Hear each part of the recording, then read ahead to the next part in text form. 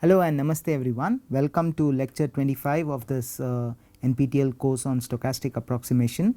So if you recall, in this and the previous week we have been trying to show that the linear interpolation of the stochastic approximation iterates closely tracks a suitable solution of the limiting ODE. In this week we have been focusing on proving a technical lemma that we used in the previous week to show that the limiting behavior of the stochastic approximation iterates is governed by suitable invariant sets of your limiting ODE. So with this background, let us begin today's discussion. Okay.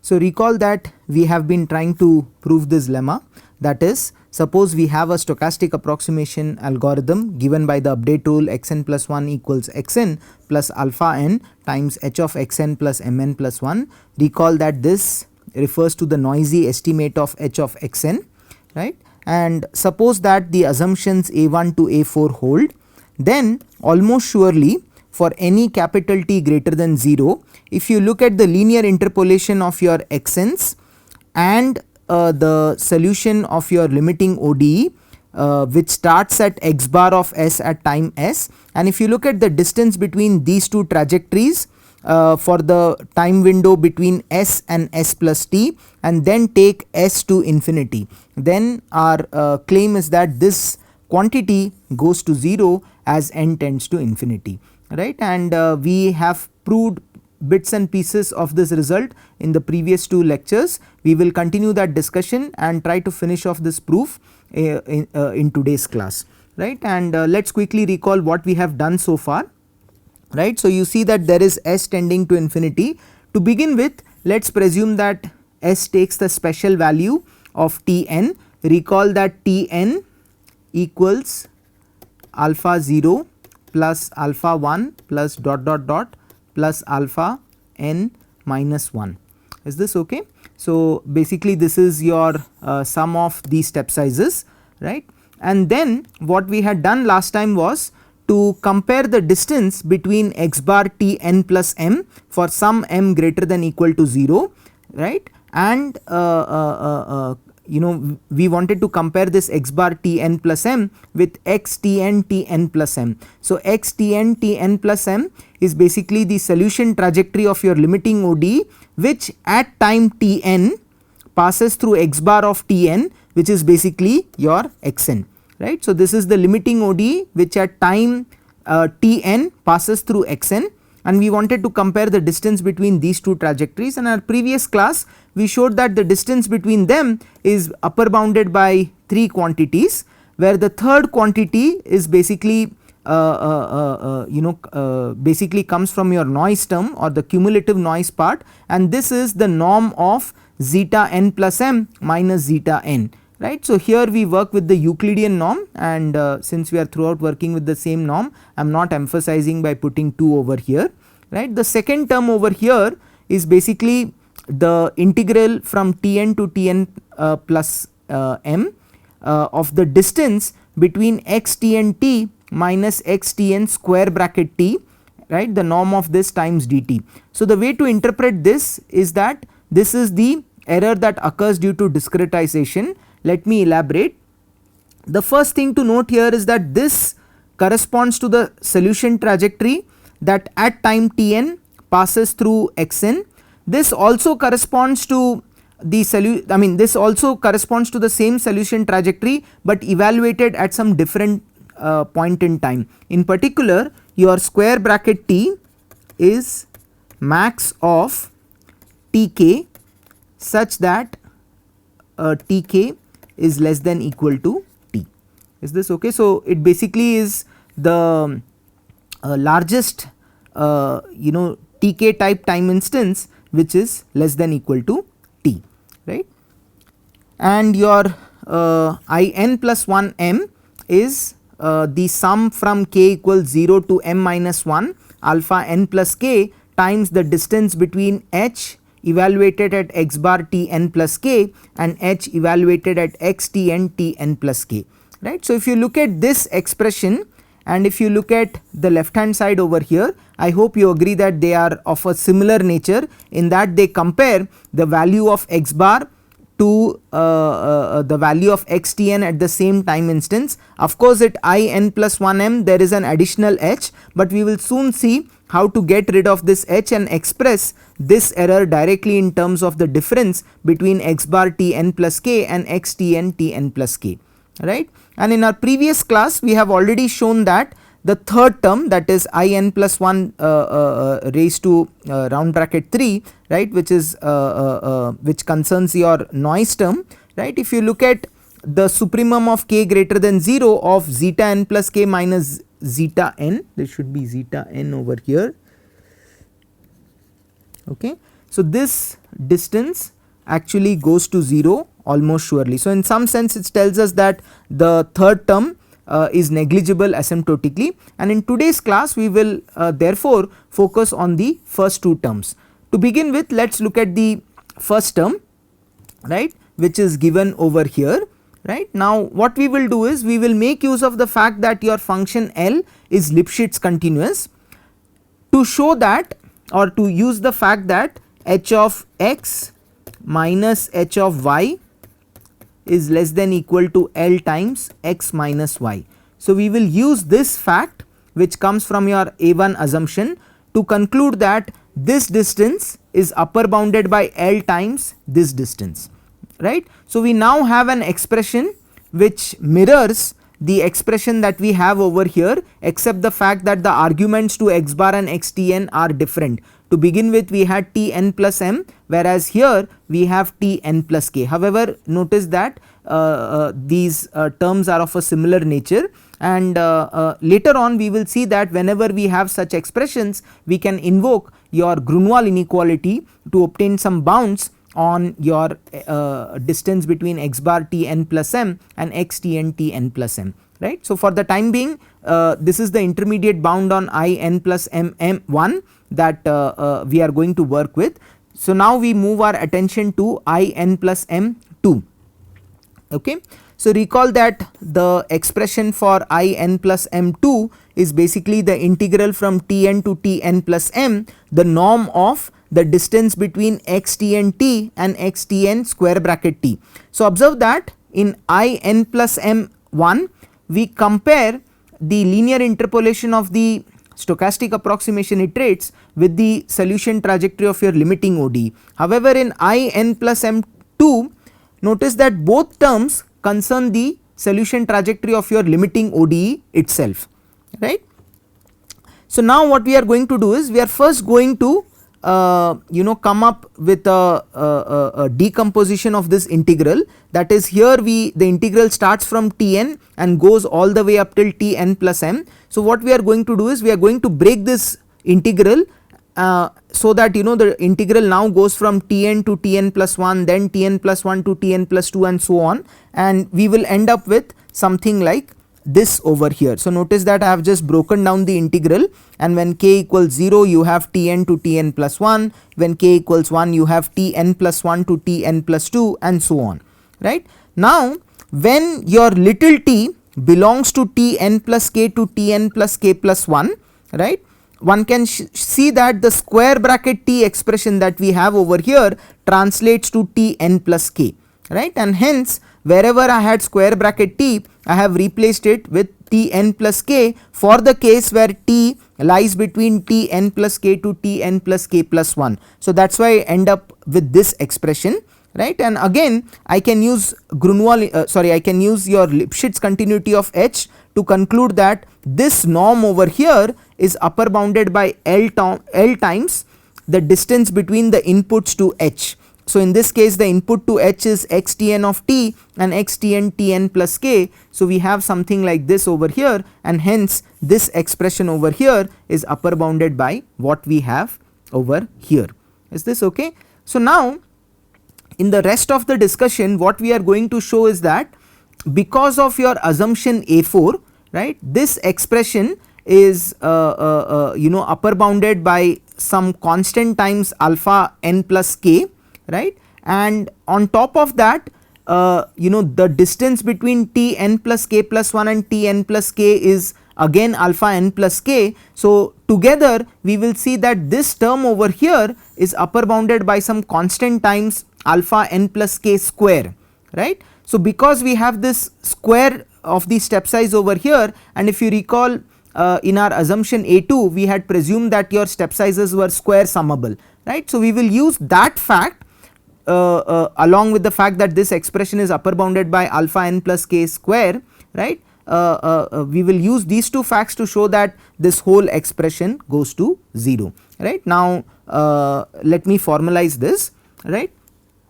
So now what we are going to do is, for t between Tn plus k to Tn plus k plus 1, observe that because this xnt is a solution trajectory of your limiting ODE, we can write xtn of t equals the value of the solution trajectory at time Tn plus k plus the integral from Tn plus k to t of xtn u du. This just follows from the fact that your xtn is a solution of x dot t equals h of x of t, okay. So this just follows from this fact, right, and hence if you take this expression to your left hand side and take the norm, which is what we have done over here, we will see that this expression is upper bounded by the integral from Tn plus k to t times norm of this expression over here. So notice that this expression is precisely what you have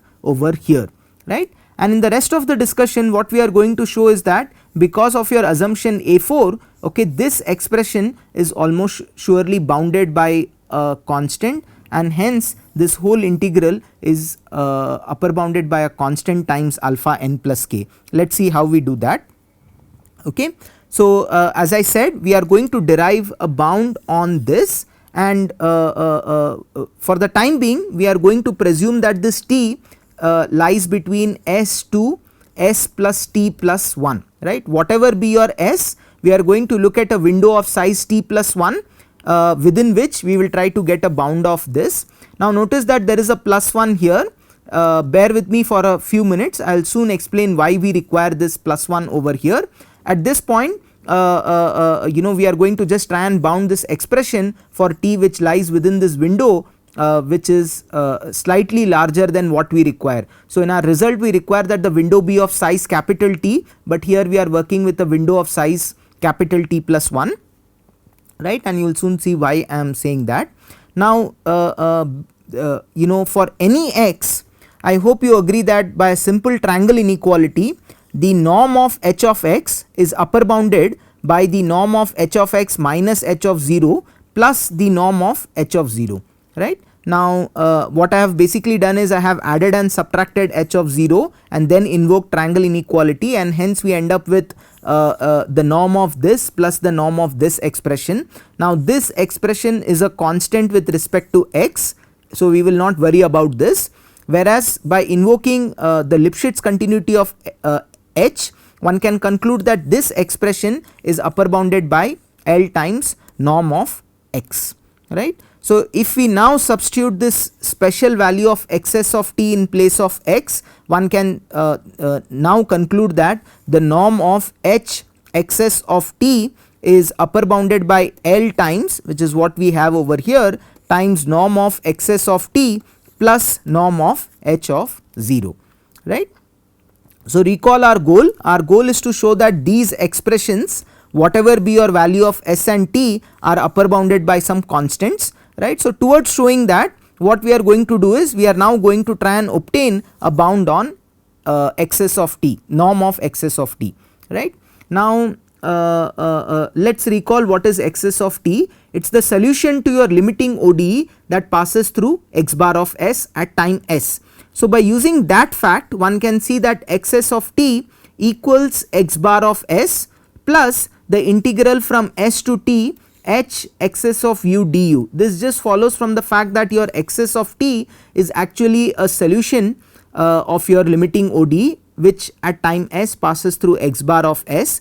So now if I invoke the triangle inequality, one can see that the norm of this expression, that is x of t, which is what we have over here, is upper bounded by x bar of s plus the integral from s to t norm of x s of u du, right. This is just a simple triangle inequality, right. And now we have already shown here that for any x, norm h of x is upper bounded by this expression. So I am going to replace this expression with L times the norm of xsu plus the norm of h of 0, right, times du, and then by using the fact that this is a constant, I can pull it out and multiply it by the distance between t minus s. But notice that t is chosen so that the distance between t minus s can at most be t plus 1. Hence h of 0's integral from s to t is upper bounded by t plus 1 times norm of h of 0, right. And whatever is the second expression over here, I bring it down over here as it is, right. So let us just summarize what we have done. Our goal was to show that there is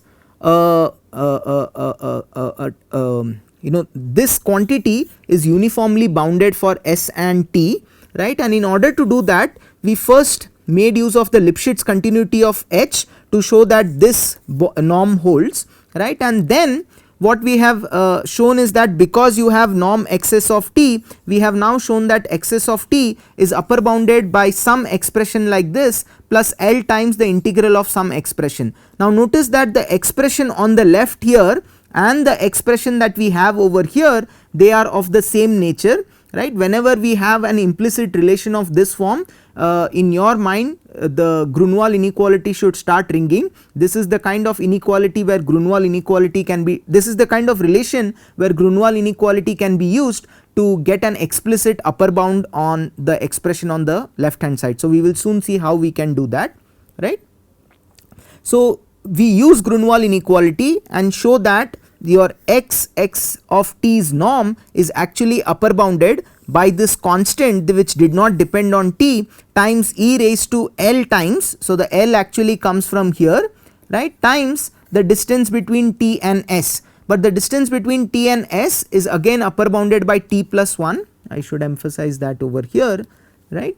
And hence the whole expression is upper bounded by the constant plus e raised to L times capital T plus 1. Is this okay? So notice that the right hand side does not depend on t anymore, okay. So that is what we have done here. And also observe that previously we had an implicit inequality, that is we had xs of t, the norm of this is upper bounded by some expression involving the norm of xs of u. So in this sense this norm was upper bounded by some expression involving the previous value of this trajectory itself. So in that sense this inequality was implicit in nature, but now by invoking Gronwall's inequality we have made this inequality explicit. That is on the right hand side we do not have any expression that looks of this form, right. So now recall that your norm of h xs of t was upper bounded by this, and we have now obtained a bound on this. So hence substituting the bound on this in here, we can conclude that the norm of h xs of t is upper bounded by norm h of 0 plus L times wherever your norm xs of t was there, we replace it with this expression, and hence we conclude this thing, right. So now what we do is wherever you have norm x bar of s, notice that this expression corresponds to your linearly interpolated stochastic approximation trajectory's value at time s. So we replace this expression with its supremum over all possible values of s. Now we know that this expression, because of assumption A4, is almost surely bounded, hence this whole expression that we have on the right hand side is almost surely bounded. So let us denote this expression by some random variable Ct, so that we can formally conclude that due to assumption A4 your Ct random variable is less than infinity almost surely, right. So again this means that your Ct is actually a random variable, and the collection of omega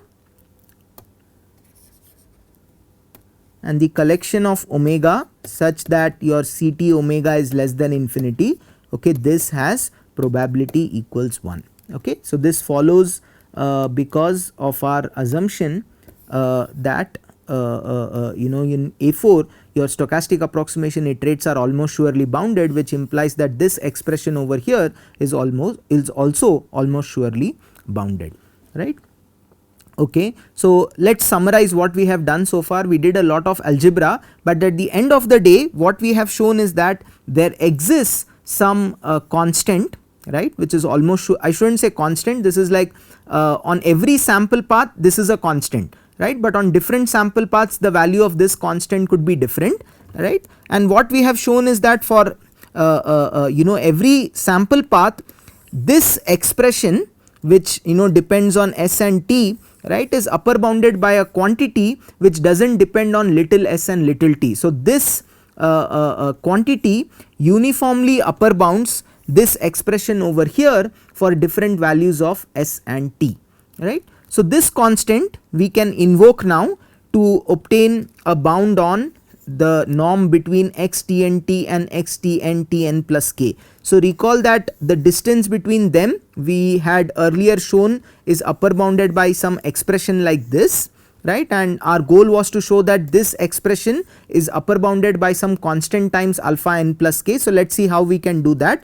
So in our previous slide we have shown that the norm of this expression is upper bounded by some sample path dependent constant but independent of these values of t n and u. So we can come up with Ct over here, right, and once we replace this with Ct, this whole integral is upper bounded then by Ct times t minus t n plus k, right, and since t lies between t n plus k and t n plus k plus 1, one can conclude that this expression is upper bounded by alpha n plus k, right. So let us see how this is helpful. So recall that the bound on I n plus m2 that we had derived was that this expression is upper bounded by L times the sum of this integral from t n plus k to t n plus k plus 1 of this distance. Okay, so this is the distance which we have upper bounded over here, and now what we have shown is that this distance is upper bounded by Ct times alpha n plus k, and then we have an integral from t n plus k to t n plus k plus 1, hence this expression over here is again upper bounded by alpha n plus k, finally giving us this alpha n plus k square, right. So in this case we sort of write a sum starting from k equals 0 to m minus 1, but since this sum is made up of non-negative terms, one can upper bound this expression by the sum where the upper index is actually replaced by plus infinity, right. So let me summarize what we have done so far. We have said that on every sample point, that is on every omega, the value of I n plus m2 is upper bounded by some sample path dependent constant times some sum of these squares of these step sizes. Now if you substitute k equals 0 here, this is alpha n square and so on. So which means that this sum is actually of the form alpha n square, alpha n plus 1 square and so on, and we know that the sum of alpha n square starting from n equals 1 to infinity is actually bounded, hence this is like the tail of a absolutely summable series, and since this is the tail, as your n becomes larger and larger, the value of this tail is going to go down to 0. So in this sense you can see that this expression goes to 0 as n tends to infinity, which is what we wanted to show, right. So let us summarize what we have done so far. Okay, so to summarize, we have shown that the bound on I n plus 1 m is actually upper bounded by L times the sum of terms which look very similar to what is there on the left hand side. So recall the term on the left hand side was actually x bar t n plus m minus x t n plus m. So this is the expression that we started out with, and we had shown in the previous class that this is upper bounded by this quantity plus this quantity plus this quantity. In today's class what we have shown is that this quantity is upper bounded by some constant times some sum involving terms which look very similar to this, except that here the arguments are t n plus m, whereas the arguments here are t n plus k, right, for different values of k. However, this expression looks very similar to this. Again, we will show you later how we can use a version of Gronwall inequality to translate this implicit inequality to an explicit inequality, but let us hold that thought for the time being. Now the second term that upper bounded this expression was in plus m2, and we just now showed that this expression is upper bounded by a sample point based constant, right, times the tail of the sum of the squares of your step sizes. So I am saying it is tail because you have n plus k over here. So when you substitute k equals 0, you start from alpha n square and so on. So since this sum starts from alpha n square, this is the tail of a summable series, and hence as n tends to infinity, this expression will go to 0. And in the previous class we had shown that in plus m3 is upper bounded by sup of k greater than equal to 0, the norm of zeta n plus k minus zeta n, and because your martingale converges, right, again this is looking at the the tail portions of a convergent sequence, and invoking the fact that every convergent sequence is also Cauchy, one can show that this expression actually goes to 0 as n tends to infinity, right. Okay, now we have shown this for any m. In particular, we have shown this for m which satisfies the fact that Tn plus m is less than equal to Tn plus t plus 1.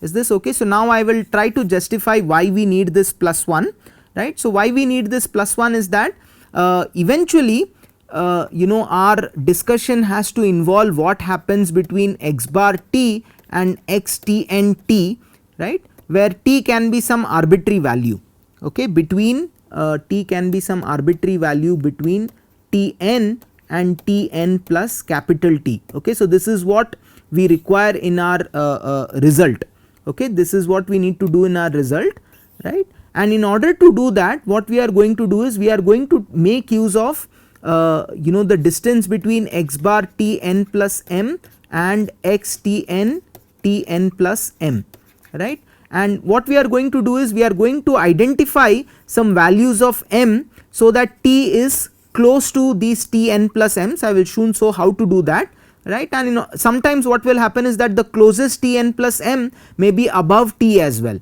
right, and since it is above t, it is possible that for some little t which is close to Tn plus t, to find a Tn plus m type expression close to such a t, we may want to go slightly beyond this Tn plus t as well, and hence we are working with a window which is slightly wider, right. And what we were going to do is henceforth we are going to presume that your step sizes are upper bounded by 1.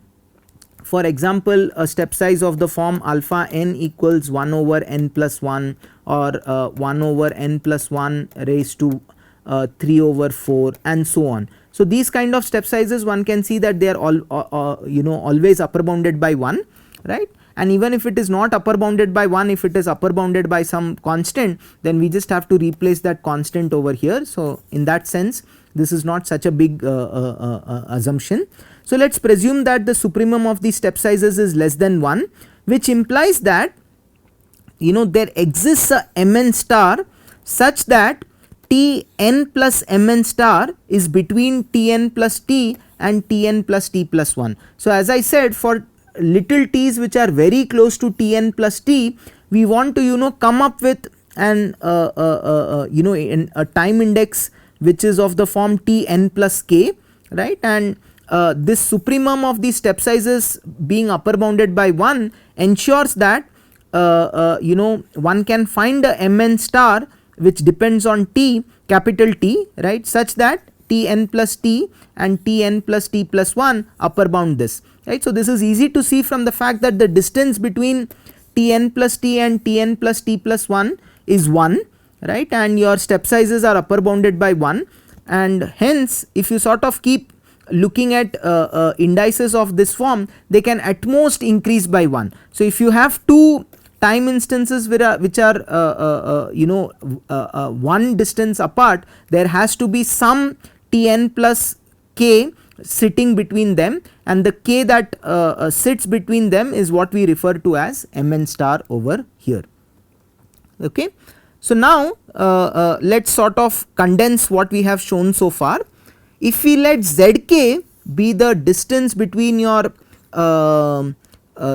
linear interpolation of stochastic approximation trajectories and the limiting ODE solution at time tn plus k, right, then what we have shown so far can be succinctly written as Zm, okay, which is what we have on the left hand side over here. So Zm is upper bounded by the bounds on in plus 1 m, in plus 1 2 and in plus m3, right. So the bound on in plus m1, okay, again when we replace these expressions over here by zk, we end up with L times sum k equals 0 to m minus 1 alpha n plus k zk, right. Now the second term we had shown is upper bounded by some sample path dependent constant times the tail of this squares of these step sizes, and the third term is upper bounded by the tail of your convergent martingale sequence, right. So again let us connect to what we were discussing before. This is the noise that arises due to discretization, okay, or the error that arises due to discretization, and this is the error that arises due to your noise. Is this okay? So we have upper bounded the discretization error by the squares of the step sizes, and the noise term we have upper bounded by this expression. So what we are going to do is we are going to denote this whole thing as ktn, right. So this whole thing as ktn. So observe that this index when you substitute k equals 0, I mean the index of this term when you substitute k equals 0 is n, hence this expression actually depends on n, right, and of course it depends on t, whereas this expression again because of the supremum depends on n, and we are highlighting the fact that these two terms depend on t and n by putting these variables as subscripts of this constant k. So ktn is basically these two things, like the sum of these two expressions, and we are putting these t and n in the subscript to denote that these expressions actually depend on capital T and n. Again I would like to highlight that this Ct is a sample path dependent constant, which means that on different sample points the constant could take different values. However, for that sample point it will be a constant with respect to the different values of t and s and so on and so forth. Okay. So now once we have introduced this ktn expression, one can show that we have Zm is less than the sum of L times k equals 0 to m minus 1 of alpha n plus k times zk plus ktn, right. So again see that you have an expression on the left which is upper bounded by an expression which involves zk's, right. So we have a implicit inequality over here. So we can now make use of Gronwall inequality. The Gronwall inequality that we had discussed in class was for continuous time instances. Here however we will need to invoke a discrete version of your Gronwall inequality. So the proof of the discrete Gronwall inequality can be proved very similarly to this continuous Gronwall inequality that we had proved in class, and I refer the audience members to look at this lemma 8 in appendix of Borka's textbook, right, to find a proof of this discrete Gronwall inequality. But by invoking the discrete Gronwall inequality, one can show that this expression is upper bounded by ktn times e raised to L. So this L actually sits over here, and whatever we have over here I am going to write it this way, right. So you have this sum of alpha n plus k, right, and by the definition of your Tn and Tn plus m, one can see that this expression is actually equal to Tn plus m minus Tn. Hence we can conclude that Zm is upper bounded by this expression. So the nice thing about this expression is that notice that Zm is on the left hand side, on the right hand side you do not have any expression that looks like Zm. So this in that sense is an explicit inequality, whereas what we had over here was an implicit inequality relation. That is in some sense the benefit of working with Gronwall inequality, right. So now we know that the m's that we have chosen are such that Tn plus m is upper bounded by Tn plus t, and we had taken some slightly larger window. Hence the gap between Tn plus m and Tn can be upper bounded by t plus 1. Hence one can finally conclude that Zm is upper bounded by Ktn times e raised to L t plus 1.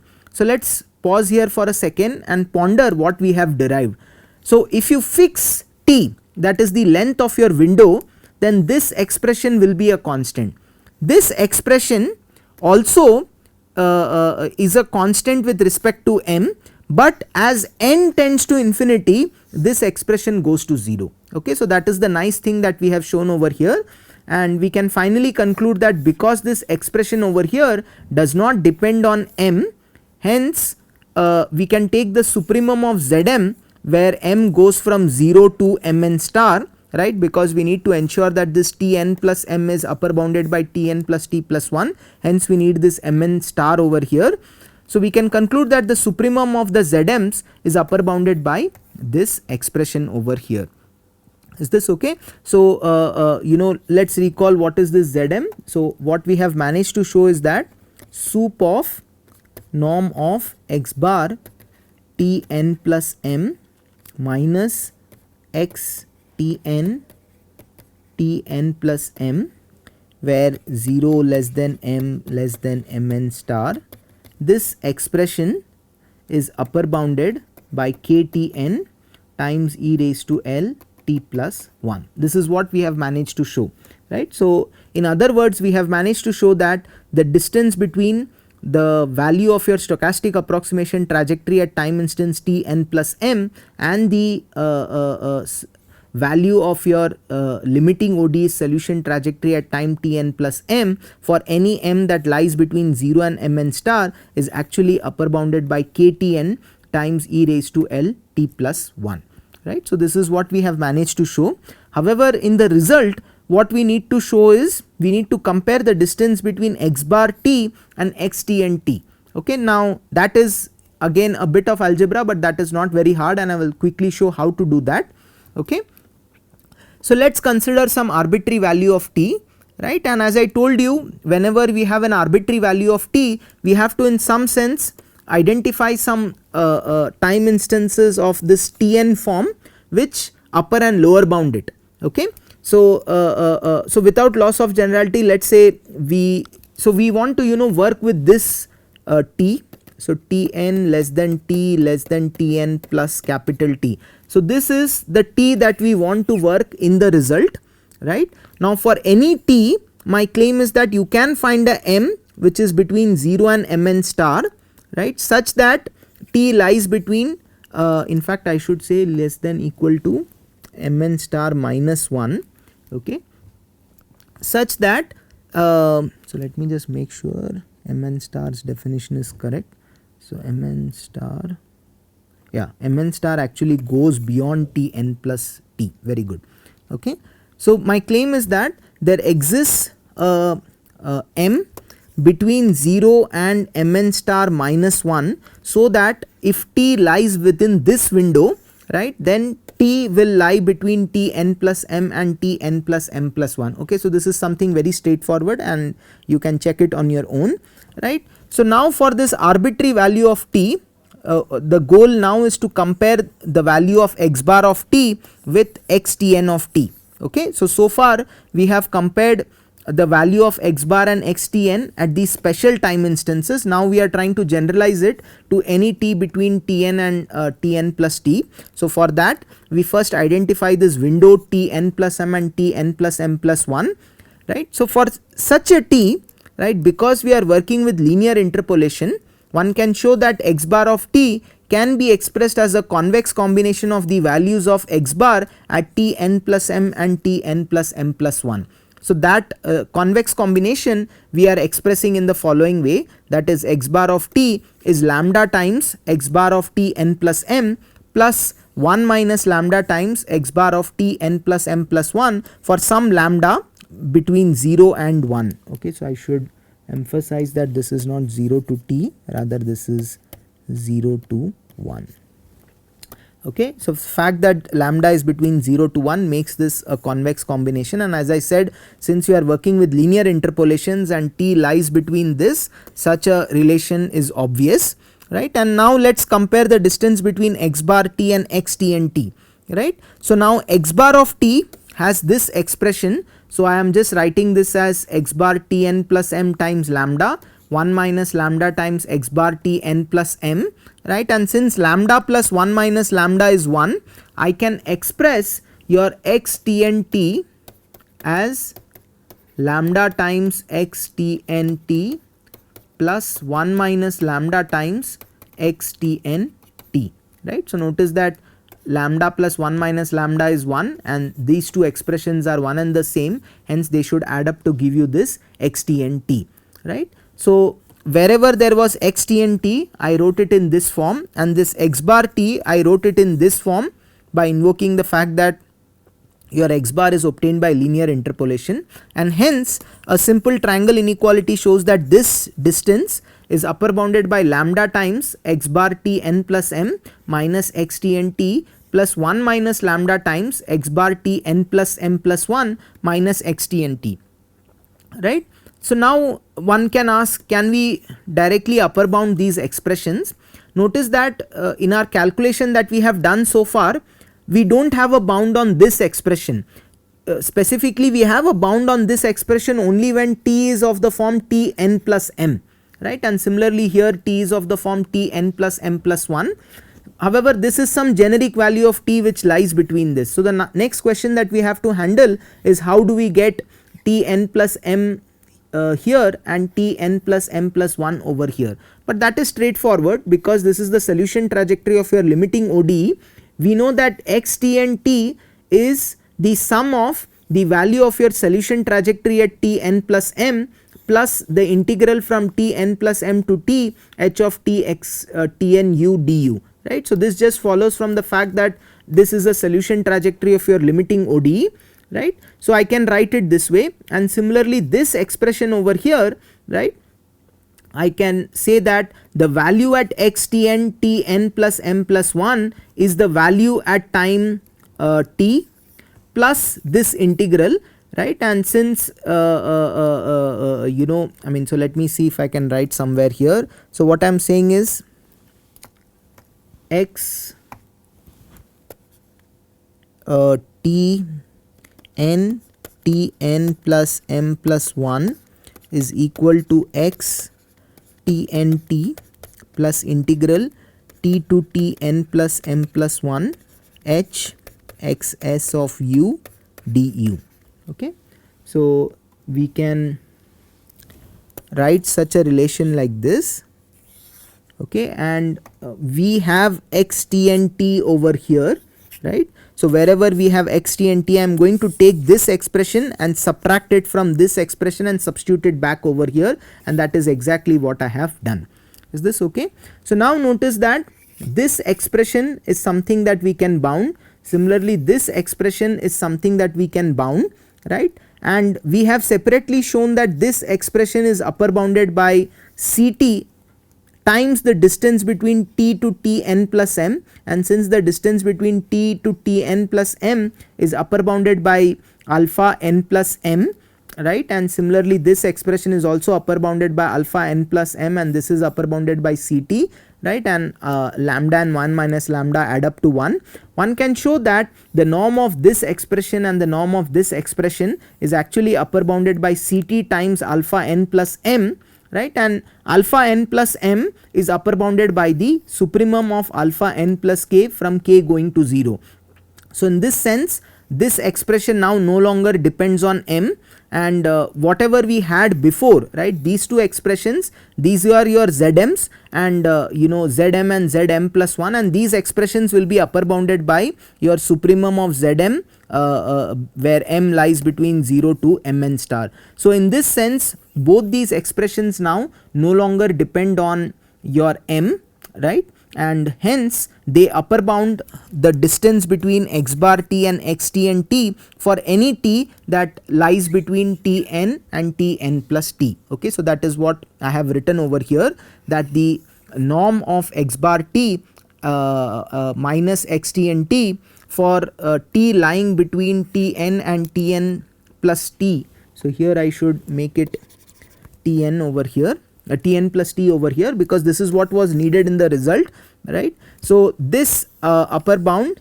this expression is upper bounded now by an expression like this, right, and this comes from the upper bound on the supremum of the zm's, and this comes because we had such term over here. Now we know that both these terms go to 0 as n tends to infinity. The first term goes to 0 because ktn goes to 0, and the second term goes to 0 because your step sizes go to 0. So why does this happen? Again, this happens due to the fact that summation alpha n square is less than infinity. So this forces that your limit alpha n, right, is 0. Okay, this fact itself forces that your limit alpha n is 0, and hence if you look at the supremum of the tail, okay, this expression will also go to 0 as n tends to infinity. So from this one can conclude that the supremum of the distance between x bar t and xt and t within a window of size t, okay, goes to 0 as n tends to infinity, right. So now one can ask, have we finished proving the lemma? Well, we have finished proving the lemma for the case where s goes to infinity along this time sequence tn. So notice that here there is tn. However, to go from tn to general s is now very straightforward, because recall that in all our discussions we actually worked with a window of length t plus 1 whenever we were deriving the intermediate results, and working with that such a result, one can easily show that whatever we have shown along tn, the same arguments can be generalized to prove for general s as well. Okay, so with this we come to the end of today's class. Let me quickly summarize what we have done in this class. So in this class we have finished the proof of lemma 1, right, and hence also the proof of your main theorem, which talked about the asymptotic behavior of your stochastic approximation iterates, right. So in lemma 1 we needed to show that if you look at any finite window of length t, then the distance between your stochastic approximation iterates and your limiting ODE solution, the distance between them within this window goes to 0 as the starting point of the window is taken to infinity. So we have finished this proof. In the next class what we are going to do is we are going to look at applications where these 4 assumptions can be shown to hold, and hence we can discuss the convergence of those stochastic approximation algorithms. So until then, thank you, goodbye.